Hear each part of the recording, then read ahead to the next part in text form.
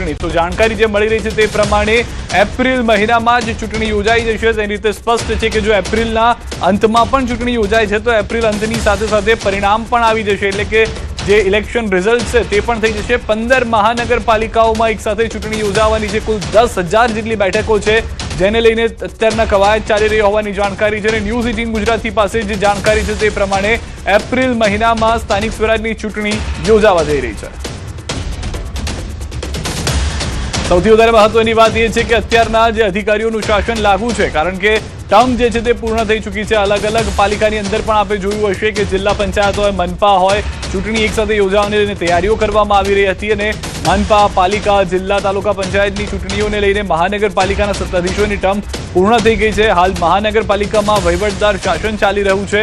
અને જે નવી બનેલી મહાનગરપાલિકાઓ છે તેની પણ ચૂંટણી જે અત્યારના ટર્મ પૂર્ણ થઈ ગઈ છે તેની સાથે, એટલે કે એક સાથે જે 15 મહાનગરપાલિકાની ચૂંટણી યોજાશે. વધુ માહિતી ન્યૂઝ 18 સંવાદદાતા પ્રણવ પાસેથી મેળવીશું. પ્રણવ, શું જાણકારી મળી રહી છે સ્થાનિક સ્વરાજની ચૂંટણીની તારીખોને લઈને?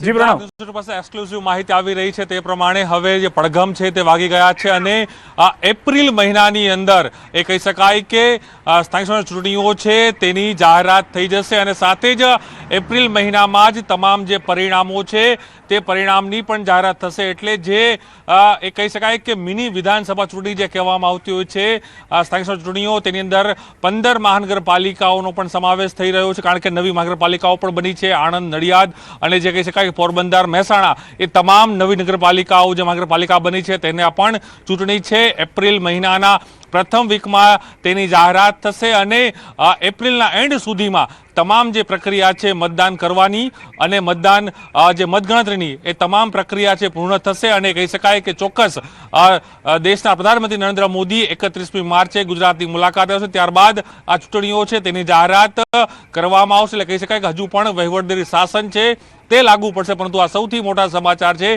કે એપ્રિલ મહિનાની અંદર ગુજરાતમાં ચૂંટણી.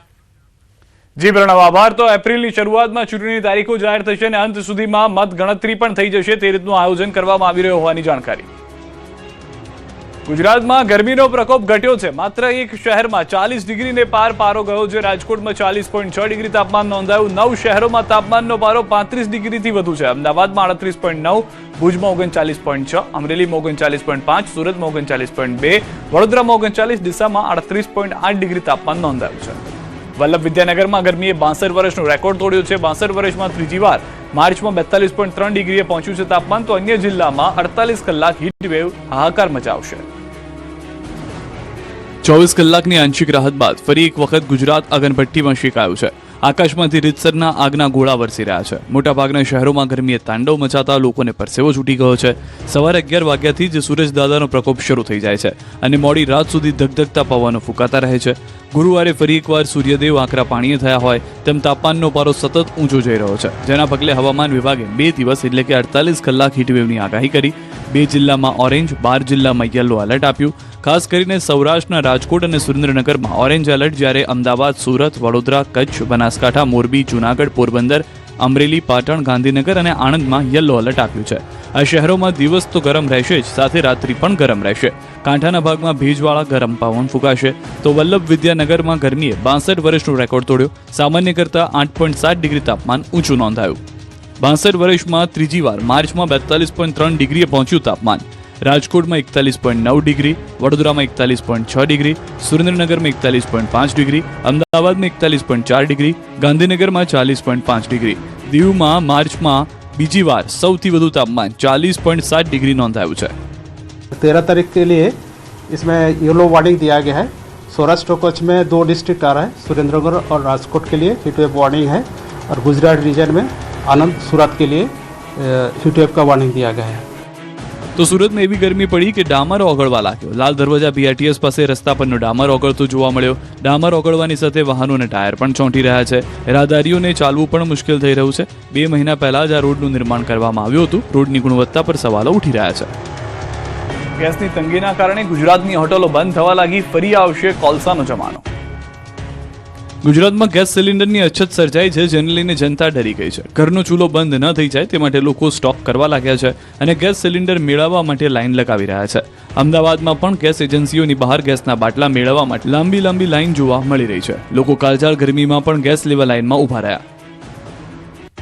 આ લાઈન સુરતની છે. અહીં પણ ગેસ એજન્સી બહાર લોકોએ લાઈન લગાવી. સુરતના ઉધના વિસ્તારમાં ગેસ એજન્સી ડિસ્ટ્રીબ્યુટરની બહાર ગેસના બાટલા લેવા લોકોએ પડાપડી કરી કાળાબજારી કરતા હોવાનો આરોપ લગાવ્યો. વડોદરામાં તો ગેસ પુરવઠાની લાઈનમાં ઊભા રહેતા એક મહિલા બેભાન થઈ ગયા. સવારે આશરે 8 વાગ્યાથી જ 500થી વધુ લોકો ગેસ એજન્સી બહાર લાંબી કતારમાં ઊભા રહ્યા.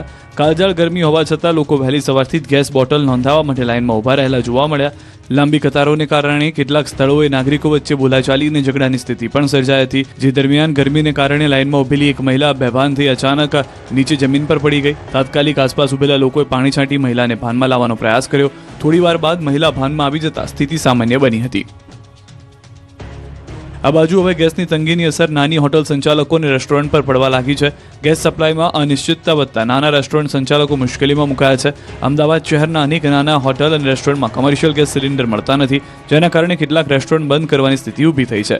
પરિસ્થિતિને ધ્યાનમાં રાખીને કેટલાક રેસ્ટોરન્ટ સંચાલકોએ વિકલ્પ તરીકે કોલસાનો સ્ટોક કરવાનું શરૂ કર્યું છે. અનેક સ્થળોએ સગડી પર કોલસાના બળતણથી રોટી અને શાક બનાવવાની ફરજ પડી છે. રેસ્ટોરન્ટ સંચાલકોનું કહેવું છે કે 5,000 રૂપિયા આપ્યા હોવા છતાં પણ કમર્શિયલ ગેસ સિલિન્ડર ઉપલબ્ધ નથી. જો આ સ્થિતિ લાંબા સમય સુધી ચાલુ રહેશે તો ઘણા નાના રેસ્ટોરન્ટ બંધ થઈ શકે છે. આ બાજુ કમર્શિયલ ગેસની સંભવિત અછતથી હોસ્ટેલમાં મેસ ચલાવતા કોન્ટ્રાક્ટરોમાં ચિંતા વધી છે. અમદાવાદની એલડી એન્જિનિયરિંગ કોલેજની મેસમાં રોજના લગભગ 100 થી 150 વિદ્યાર્થીઓ જમે છે, ત્યારે દર મહિને અંદાજે 45 થી 50 ગેસ સિલિન્ડરનો વપરાશ થાય છે. જોકે સિલિન્ડર સપ્લાય કાપ આપવાની આશંકાને ધ્યાનમાં રાખીને કોન્ટ્રાક્ટરે વિકલ્પ રૂપે ઓપ્શન ચૂલા શરૂ કર્યું છે અને ઇન્ડક્શનનો પણ ઓર્ડર આપવામાં આવ્યો છે, જેથી વિદ્યાર્થીઓને જમવાની કોઈ ચિંતા ન રહે. વાત સુરતની કરીએ તો ગેસની અછત સર્જાતા હોટલ સંચાલકોએ સંકટમાં મુકાઈ ગયા છે. દક્ષિણ ગુજરાતમાં ખાણીપીણીની લારી તેમજ હાઈવે પરની હોટલ બંધ થઈ જાય તેવી પરિસ્થિતિનું નિર્માણ થયું છે. હાલ લગ્નની સિઝન પણ ચાલી રહી છે. એવામાં લગ્ન પ્રસંગના ઓર્ડર લેવામાં આવ્યા છે, પણ ગેસ ન મળતા ગેસ એજન્સીને ધક્કા ખાવા પડી રહ્યા છે. બીજી તરફ પલસાણા તાલુકાના કડોદરા વિસ્તારમાં ગેસનો કાળો બજાર કરનારા ઊંચો ભાવ ગેસનું વેચાણ કરીને મોકાનો ફાયદો ઉઠાવતા જોવા મળી રહ્યા છે. તો સુરતીઓને હવે લોચો ખાવા નહીં મળે. ફરસાણની દુકાનમાં અસર જોવા મળી રહી છે. ગેસની અછતને લઈને સુરતના સુરતવાસીઓ ડીશમાંથી લોચો ગાયબ થઈ ગયો છે. લોચાના વેપારીઓ પાસે પણ ગેસનો પુરવઠો પૂર્ણ થઈ જતા દુકાન ચાલુ રાખવી મુશ્કેલી બની ગઈ છે. ગ્રાહક સાચવવા માટે ફરસાણના વેપારી દ્વારા તમામ ફરસાણ હોલસેલમાં લાવી દુકાનમાં વેચાણ કરી રહ્યા છે. તો ભરૂચમાં કમર્શિયલ એલપીજી ગેસ સિલિન્ડરની અછતને કારણે હોટલ વ્યવસાય પર ગંભીર અસર પડી છે. હોટલ સંચાલકોને બુકિંગ બાદ ગેસ સિલિન્ડર મેળવવા માટે લગભગ 15 દિવસ સુધી રાહ જોવી પડી રહી છે. મોટી હોટલોમાં સીએનજી ગેસની સુવિધા હોવાને કારણે તેમનું કામકાજ ચાલુ છે, પરંતુ નાના અને મધ્યમ હોટલ સંપૂર્ણપણે એલપીજી પર નિર્ભર હોવાથી મુશ્કેલીનો સામનો કરી રહ્યા છે. હોટલ સંચાલકોએ સરકારને તાત્કાલિક ગેસની નિયમિત સપ્લાય સુનિશ્ચિત કરવાની માંગ કરી છે. વલસાડ જિલ્લામાં ઉદ્યોગો અને મોટી હોટલોમાં એલપીજી ગેસ પૂરો પાડતી એજન્સીઓ પાસે ગેસનો પુરવઠો છેલ્લા 3 દિવસથી સંપૂર્ણપણે પૂર્ણ થઈ ગયો છે. મૂળ કિંમત કરતાં પણ વધારે કિંમત ચૂકવવા છતાં ગેસના બાટલાઓ નથી મળી રહ્યા. ત્યારે ઔદ્યોગિક નગરી વાપીમાં મોટી હોટલમાં પણ હવે આવતા દિવસોમાં સમસ્યા સર્જાઈ શકે છે. હવે આવતા દિવસોમાં જો નવો પુરવઠો નહીં આવે તો ચોક્કસથી મુશ્કેલીઓનો વધારો થશે. 100 થી વધારે નાની મોટી રેસ્ટોરન્ટ અને હોટલોને તાળા લાગી જશે.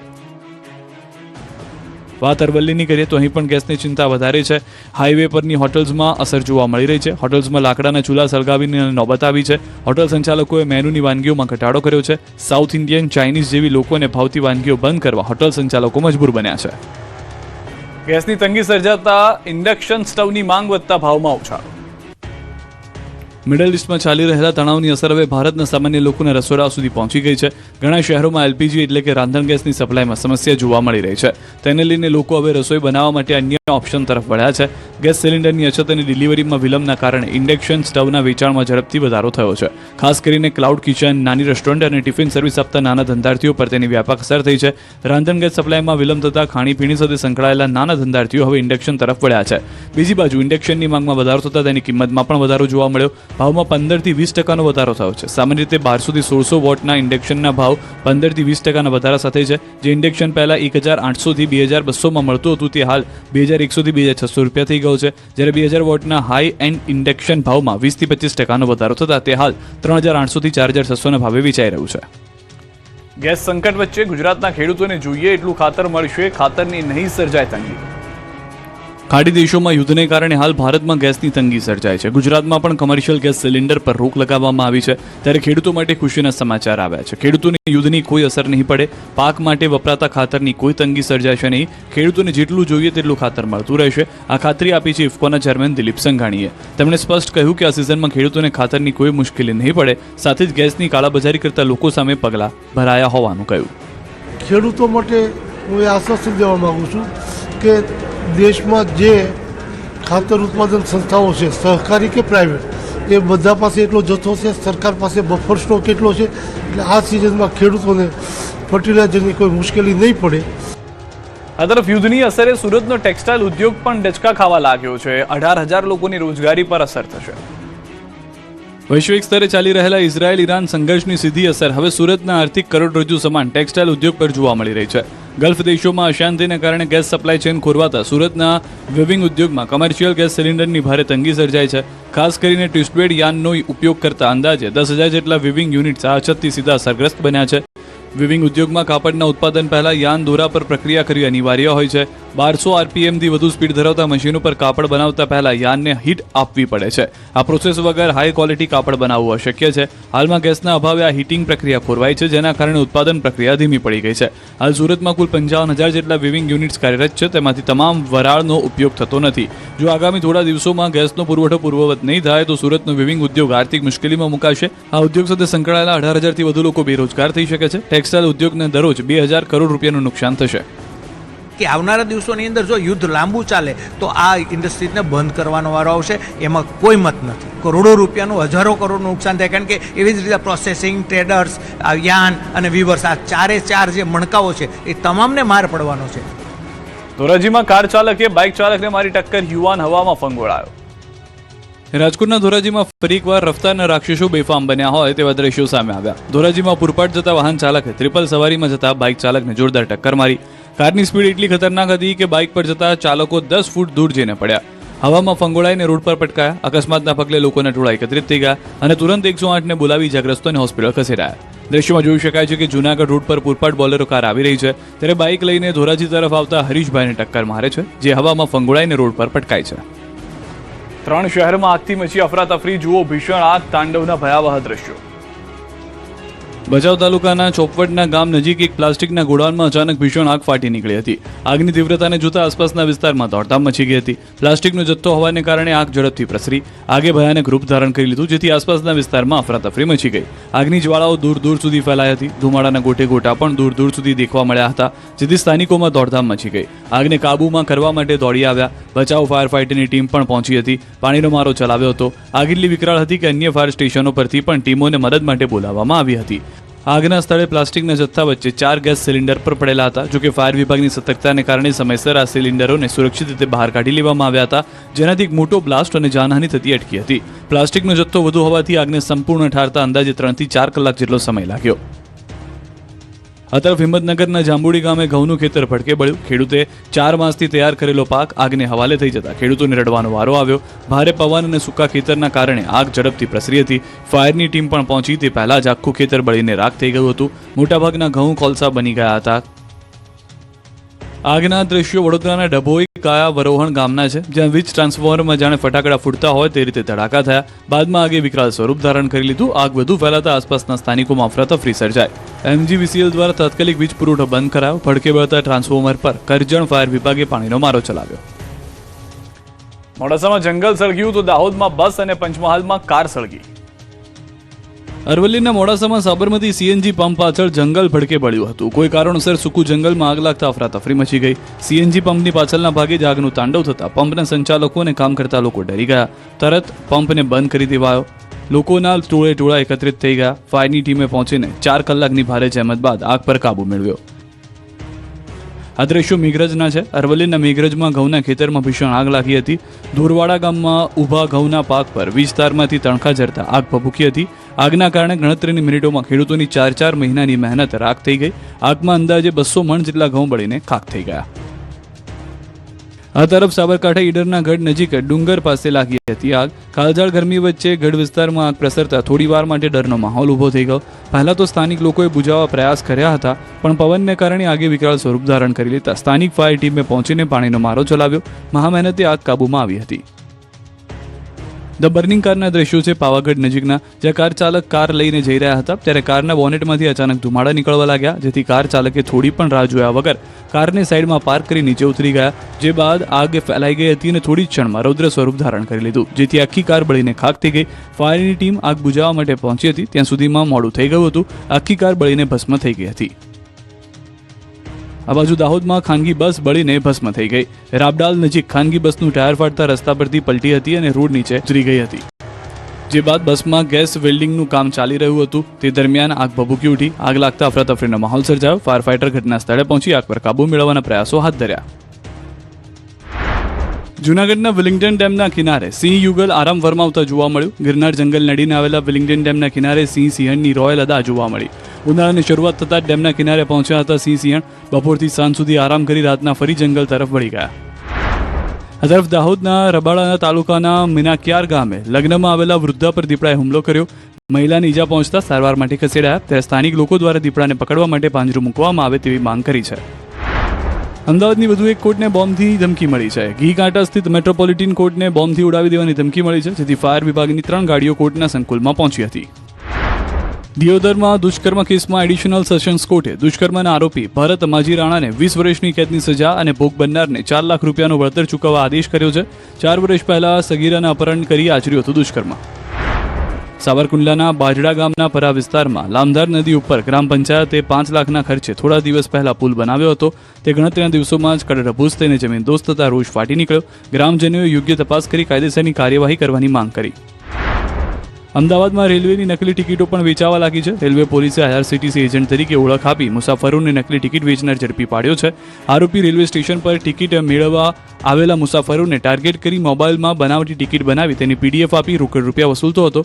તપાસમાં ખુલ્યું છે કે આરોપી છેલ્લા 3 વર્ષમાં અમદાવાદ સહિત સુરત, વડોદરા, ભરૂચ અને અંકલેશ્વર જેવા શહેરોમાં 400 થી વધુ લોકોને આ રીતે છેતરી ચૂક્યો છે. અમદાવાદમાં ફરી એકવાર બોગસ કોલ સેન્ટર પકડાયું. ખોખરાથી એક ઇન્ટરનેશનલ કોલ સેન્ટર પકડાયું છે.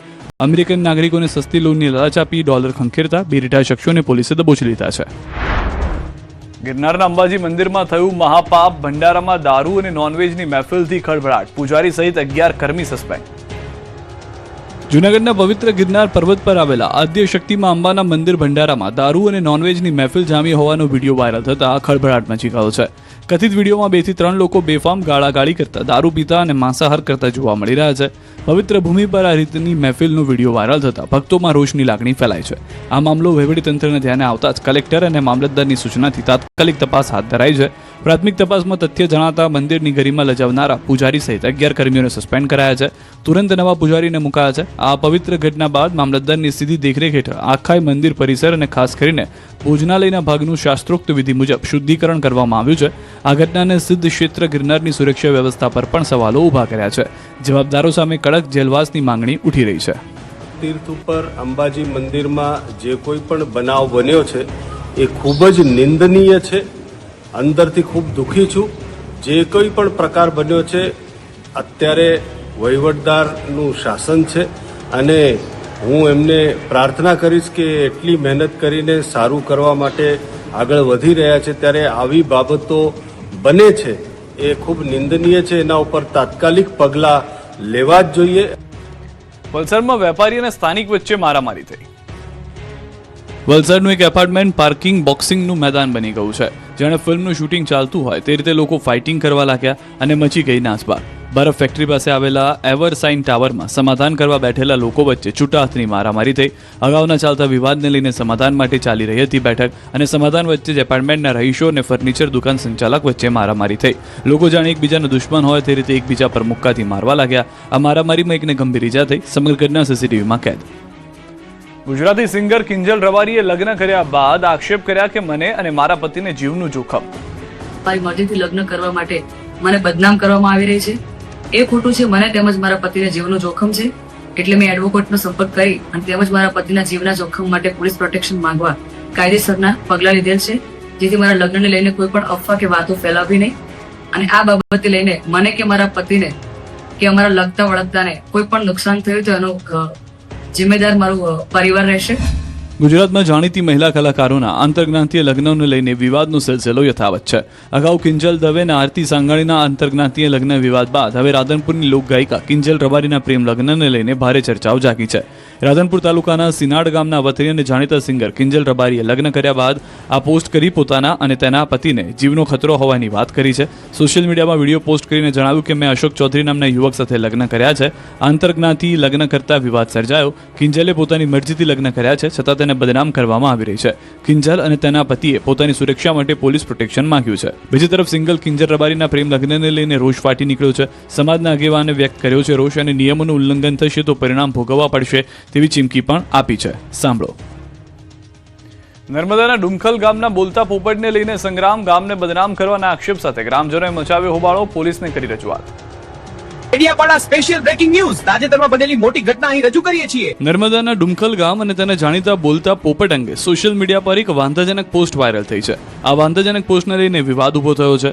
ડુમખલ ગામનું નામ લઈ અપમાનજનક પોસ્ટ અને રીલ્સ મુકાતા ગ્રામજનોમાં ભારે રોષ ફેલાયો છે. આ મામલે મોટી સંખ્યામાં ગ્રામજનો ડેડિયાપાડા પોલીસ સ્ટેશન પહોંચ્યા અને લેખિત રજૂઆત કરી. 5 શખ્સો સામે ફરિયાદ નોંધવા માંગ કરી છે. 2 દિવસમાં કાર્યવાહી નહીં થાય તો ધરણા પ્રદર્શનની ચીમકી ઉચ્ચારી છે. આ મામલે હવે રાજકારણ પણ ગરમાયું છે. રજૂઆત કરવા ગયેલા અમુક લોકોએ હાલમાં જ ભાજપમાં જોડાયેલા નેતા પ્રફુલ્લ વસાવા પર પણ આક્ષેપ કર્યા કે તેમના દ્વારા પોસ્ટ વાયરલ કરવામાં આવી. જો કે આ આક્ષેપોને પ્રફુલ્લ વસાવાએ નકારી કાઢ્યા. વાત એમ છે કે 5 માર્ચ 26 થી 8 માર્ચ 2026ના સમયગાળા દરમિયાન કેટલાક લોકોએ પોતાની ફેસબુક આઈડી પર એક વાંધાજનક પોસ્ટ કરી હતી, જેમાં એવું લખ્યું હતું કે ડુમખલમાં એક પોપટને ડૂબકી લગાવવાની 60 લાખ કિંમત ચૂકવવી પડી. જલ્દી એ પોપટને પાંજરે પૂરવામાં આવશે.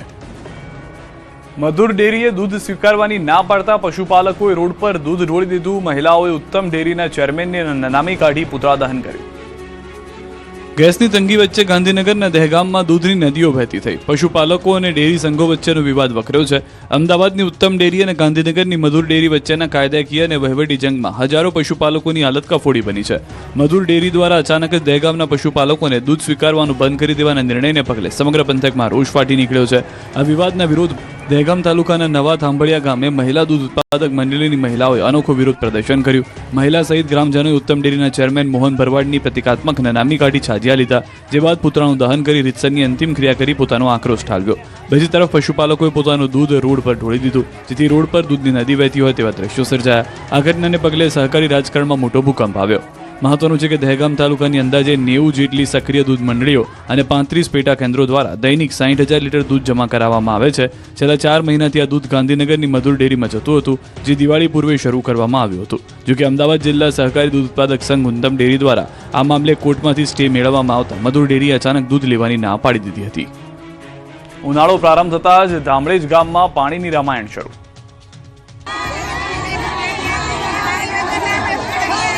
ગુજરાતમાં ઉનાળાનો પ્રારંભ થતાં જ પાણીની પારાયણ શરૂ થઈ ગઈ છે. આ દ્રશ્યો ગીર સોમનાથના ધામળેજ ગામના છે, જ્યાં આજકાલનું નહીં પરંતુ છેલ્લા 1.5 મહિનાથી ગામમાં પાણી આવતું નથી. સ્થાનિક લોકોને પાણી માટે દર ભટકવું પડી રહ્યું છે.